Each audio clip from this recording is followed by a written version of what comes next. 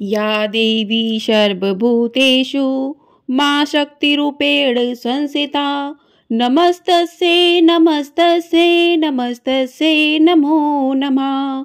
जय माता दी। दोस्तों, आप सभी को गुप्त नवरात्रि के तीसरे दिन की हार्दिक शुभकामनाएं। आप सभी पर मां भवानी की कृपा सदैव बनी रहे।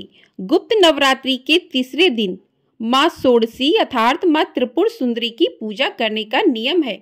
अगर कोई सच्चे मन से मां त्रिपुर सुंदरी की पूजा करता है तो उसके जीवन की सभी समस्याएं दूर हो जाती हैं और ऐसे भक्तों को सुख और समृद्धि की प्राप्ति होती है। शास्त्रों में मां त्रिपुर सुंदरी को महाविद्याओं की तीसरी विद्या कहा गया है। ऐसा माना जाता है कि मां त्रिपुर सुंदरी तीनों लोकों में सबसे सुंदर हैं। मां त्रिपुर सुंदरी को षोडशी, ललिता और राजेश्वरी भी कहते हैं। शास्त्रों में मां त्रिपुर सुंदरी को मां पार्वती का प्रतिनिधित्व करने वाली देवी बताया गया है। इसलिए मां त्रिपुर सुंदरी को तांत्रिक पार्वती भी कहा जाता है। मां त्रिपुर सुंदरी 16 वर्ष की कन्या के रूप में दिखाई देती हैं। शास्त्रों में वर्णन मिलता है कि मां त्रिपुर सुंदरी अर्थात मां षोडशी का रंग सुनहरा लाल होता है। मां दुर्गा के समस्त रूपों में से एक रूप जगत प्रसिद्ध देवी त्रिपुर सुंदरी का है। मां त्रिपुर सुंदरी तीनों लोकों में सबसे सुंदर और सभी कर्मों का बहुत ही जल्दी फल प्रदान करने वाली देवी मानी जाती हैं। मां त्रिपुर सुंदरी 16 कलाओं से युक्त 16 वर्ष की कन्या की तरह हजारों सूर्य का तेज अपने अंदर समाहित किए हुए हैं।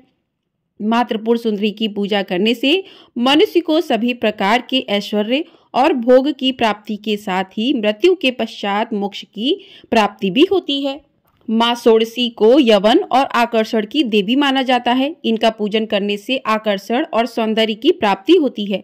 अगर किसी के दाम्पत्य जीवन में हमेशा कलह होता है और अगर आपका कोई प्रिय आपसे नाराज हो गया हो, समाज में मान सम्मान पद प्राप्त करने के लिए या फिर किसी व्यक्ति को सम्मोहित करने के लिए मां त्रिपुर सुंदरी की पूजा की जाती है। इनकी उपासना करने से भोग और मोक्ष की प्राप्ति होती है। मां त्रिपुर सुंदरी की 4 भुजाएं हैं। यह अपनी भुजाओं में पाश, अंकुश, धनुष, बाण धारण करती हैं। श्रद्धा पूर्वक मां की पूजा करने से मनुष्य को सुख, शांति और समृद्धि के साथ मुक्ति भी प्राप्त होती है। अगर कोई व्यक्ति सच्चे मन से मां त्रिपुर सुंदरी की पूजा करता है तो वह आसानी से अपने शरीर, मन और भावनाओं को नियंत्रित कर सकता है।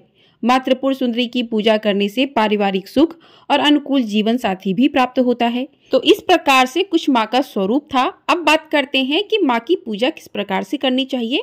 तो गुप्त नवरात्रि में मुख्य रूप से मां त्रिपुर सुंदरी की पूजा करने का नियम है। मां की पूजा करने के लिए सूर्योदय से पहले स्नान करने के बाद सफेद रंग के वस्त्र धारण करें। सफेद ना हो तो हल्के रंग के वस्त्र धारण करके भी पूजा कर सकते हैं। अब एक लकड़ी की चौकी पर गंगा जल छिड़क कर उसे शुद्ध कर लें। तत्पश्चात उत्तर दिशा की ओर मुंह करके बैठें। चौकी पर सफेद या गुलाबी रंग का वस्त्र बिछाकर मां की स्थापना करें। आपको बता दें कि यदि आपने पहले दिन स्थापना कर ली है 9 देवियों की, 10 महाविद्याओं की, तो आपको रोज रोज स्थापना करने की आवश्यकता नहीं है। आपने जहां पर स्थापना की है वहीं पर आपको शुद्ध गंगा जल से स्नान करवा देना है भाव स्वरूप। उसके बाद आपको तिलक, चंदन, रोली, अक्षत जो है अर्पित करना है मां को। तो अगर आपके पास मां त्रिपुर सुंदरी की प्रतिमा नहीं है तो आप जो है यंत्र की भी स्थापना कर सकते हैं। इसके बाद मां को कुमकुम लगाएं, उन्हें अक्षत, पुष्प, फल, फूल अर्पित करें। मां त्रिपुर सुंदरी को दूध से बना हुआ प्रसाद और खीर चढ़ाना जो है शुभ माना जाता है, तो दूध से बना हुआ प्रसाद अर्पित करें। यह सभी सामग्री अर्पित करने के बाद सच्चे मन से विधि विधान से मंत्रों का जाप करके मां की पूजा करनी चाहिए। हाथ में पुष्प लेकर कथा पढ़नी चाहिए। कथा पढ़ने के बाद मां त्रिपुर सुंदरी की आरती करें। सफेद रंग की मिठाई या खीर से मां को भोग लगाएं। पूजा करने के बाद सबसे अंत में पूजा में हुई गलतियों के लिए मां से क्षमा प्रार्थना करें। पूजा करने के बाद जो प्रसाद है उसे 9 साल से छोटी कन्याओं को प्रसाद के रूप में बांट दें। तो गुप्त रूप से ही प्रसाद आपको बांटना है। यदि ऐसा करना संभव ना हो या छोटी कन्या आपको नहीं मिल रही हो तो किसी एक कन्या को भी आप खिला सकते हो। परिवार में यदि कोई कन्या छोटी है तो आप उसे भी प्रसाद दे सकते हैं। अगर ऐसा भी संभव ना हो तो आप इस प्रसाद को गौ माता को खिला सकते हैं। तो इस प्रकार से आप जो है कर सकते हैं। अब सुनते हैं मां त्रिपुर सुंदरी की पौराणिक कथा। तो कथा सुनने से पहले आपको हाथ में पुष्प लेने हैं, फिर मां की कथा को सुनना है। कथा को प्रारंभ करते हैं। तो प्रिय श्रोताओं, पौराणिक कथा के अनुसार जब भगवान शिव ने क्रोध के कारण कामदेव को अपना तीसरा नेत्र खोलकर भस्म कर दिया था, उस समय भगवान शिव के गणों ने उस भस्म को समेटकर उसे गीला करके एक सुंदर पुतला बनाया और भगवान शिव से कहा कि हे प्रभु, इस पुतले में प्राण प्रतिष्ठा कर दीजिए। जिसके बाद भगवान शिव ने उस पुतले में प्राण प्रतिष्ठा कर दी। लेकिन उस भस्म से उत्पन्न होने के कारण उससे जो पुरुष उत्पन्न हुआ उसमें तमोगुण की अधिकता थी, जिसके बाद वह तीनों लोकों में हाहाकार मचाने लगा। उसने देवराज इंद्र के ही समान दूसरे स्वर्ग का निर्माण किया और फिर स्वर्ग लोक पर भी आक्रमण कर दिया। जिसके बाद देवराज इंद्र देवर्षि नारद के पास गए। उपाय के रूप में नारद जी ने उन्हें आदिशक्ति की विधिवत रक्त और मांस से पूजा करने के लिए कहा। देवराज इंद्र ने ऐसा ही किया, जिसके बाद देवी त्रिपुर सुंदरी का जन्म हुआ और फिर त्रिपुर सुंदरी अर्थात मां षोडशी ने उस असुर का वध करके देवताओं को स्वर्ग लोक की वापसी प्राप्त करवाई। बोलिए मां त्रिपुर सुंदरी की जय। तो इस प्रकार से मां ने देवताओं को उनका स्वर्ग लोक वापस करवाया और मां की उत्पत्ति इसी कारण से हुई थी। तो आप सभी पर मां त्रिपुर सुंदरी की कृपा सदैव ही बनी रहे। मां त्रिपुर सुंदरी का मंत्र है जो आपको जाप करना है इस दिन। तो ओम ऐं ह्रीं श्रीं त्रिपुर सुंदराय नमः, इस मंत्र का जाप आप 108 बार, 21 बार, 11 बार कर सकते हैं, क्योंकि गुप्त नवरात्रि जो है ये साधना की मंत्रों के जाप को प्रमुखता देती है, इसी की यह नवरात्रि मानी जाती है। तो इसमें जितना आप मंत्रों का जाप अधिक से अधिक कर सकते हैं उतना ही जल्दी आपको फल प्राप्त होता है। तो आप मन ही मन इनके मंत्रों का जाप करें। आपको तेज तेज मंत्रों का जाप नहीं करना है। आप जो भी जाप करें वो कोई भी ना सुने, इस बात का ध्यान रखें। तो जितना भी हो सके गुप्त तरीके से ही आपको करना है। तो इस प्रकार से आप मंत्रों का जाप कर सकते हैं। तो इस प्रकार से माँ का पूजन करने के बाद माँ की कथा सुने, कथा सुनने के बाद मंत्रों का जाप करें, उसके बाद माँ की आरती करते हैं। तो चलिए माँ की आरती करते हैं। श्री मातेश्वरी जय त्रिपुरेश्वरी राजेश्वरी जय नमो नमः।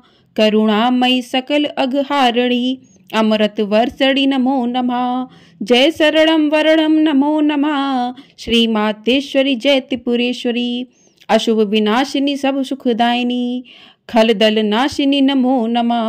भंडासुर बध कारिणी जय माँ करुणा कलिते नमो नमः। जय शरणम वरणम नमो नमः। श्री मातेश्वरी जय त्रिपुरेश्वरी भवभयहारिणी कष्ट निवारणी शरण गति दो नमो नमः। शिव भावनी साधक मनहारिणी आदिशक्ति जय नमो नमः। जय शरणम वरणम नमो नमः। श्री मातेश्वरी जय त्रिपुरेश्वरी जय त्रिपुर सुंदरी नमो नमः। जय राजेश्वरी जय नमो नमः। जय ललितेश्वरी जय नमो नमः। जय अमृत वर्षणी नमो नमः।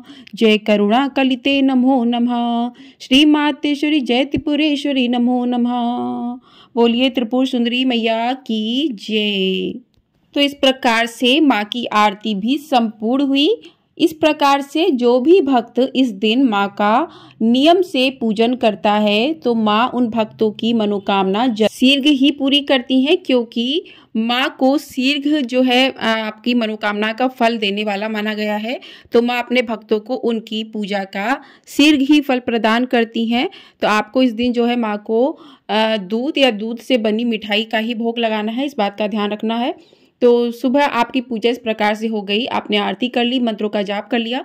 यदि आपके पास सुबह के समय नहीं है, सुबह के टाइम पे समय नहीं है आपके पास, तो आप शाम के समय जब आरती करें तब आप माँ का जो है मंत्रों का जाप कर सकते हैं। इस पूजा में रात में जितना मंत्रों को जागृत किया जाता है, जो तांत्रिक लोग होते हैं वो रात में ही पूजा करते हैं, क्योंकि वो विशेष पूजा करते हैं, अपने मंत्रों को जागृत करते हैं, तंत्र विद्या हासिल करते हैं, तो वो माँ की पूजा रात के समय करते हैं। लेकिन जो लोग ग्रस्त जीवन के लोग हैं वो साधारण तरीके से आप कर सकते हैं। दिन के समय कर सकते हैं, शाम को कर सकते हैं। मंत्रों का जाप अपने दिन भर मन में अपने बोलते रहिए।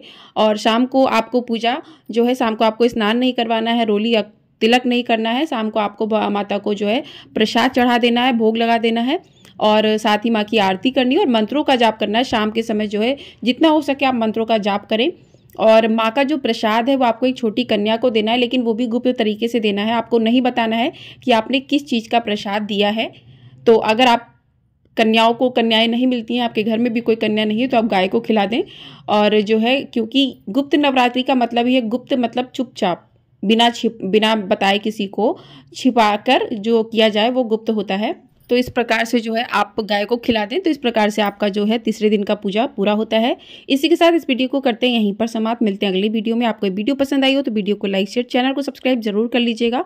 आपको हमारे चैनल पर इसी प्रकार से 10 महाविद्याओं की अलग अलग कथाएं प्रतिदिन सुनाई जाएंगी, तो आप लोग इन कथाओं को ढेर सारा प्यार अपना जरूर दीजिएगा। जय माता दी।